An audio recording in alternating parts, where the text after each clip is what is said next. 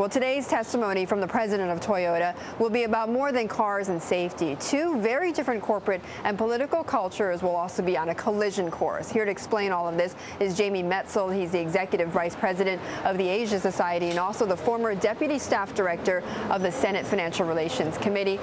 Great to have you with us.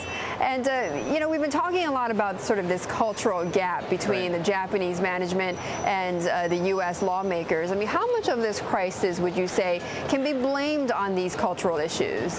Well, the crisis isn't to be blamed on the cultural issues, but the response to the crisis reaction. Yeah, exactly. The crisis reaction. Right. Well, the crisis reaction just in the Japanese political culture and the business culture is very, very different from here in the United States. CEOs are much more revered. It's a much, in some ways, gentler culture than here. When something happens like this, a CEO is expected to be the first person leading the crisis response. The Toyota's response was much, much more cautious, more in line with the way that this would likely play out within the Japanese environment. And because of that, this snowball has been allowed to grow and to grow. And that's why I think Toyota has done just a crash course in crisis response. And what we're seeing today is something that is not traditional, really, for Japanese culture, but it is very much part of the American culture. The CEO going before Congress, of course, representing the will, and in this case, a bit of the anger of the American people, and with the CEO saying, I'm sorry, but not only that, the CEO putting himself, or in other cases, herself, in front of Congress to, in some ways, be kind of beaten, to just accept a ceremonial flogging. Right. And that's what's happening here.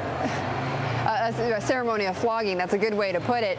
Jamie, just humor me for a moment. What if an American CEO was called into, by lawmakers in Japan for these same types of problems? What would they in Japan expect out of a CEO? Well, likely in Japan, at least traditionally, the CEO would need to apologize, would need to take responsibility, and at least traditionally would likely need to resign.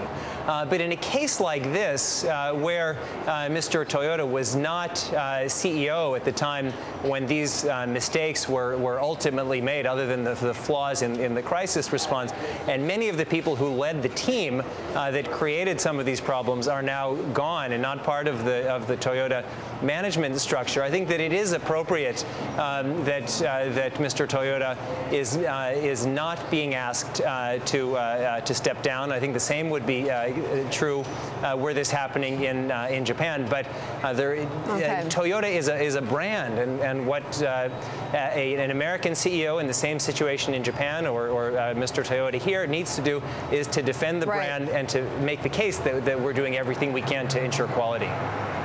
Okay, Jamie, we'll have to leave it there, but good to talk with you and get that perspective on the culture part of this. Jamie Metzl, Executive Vice President of the Asia Society.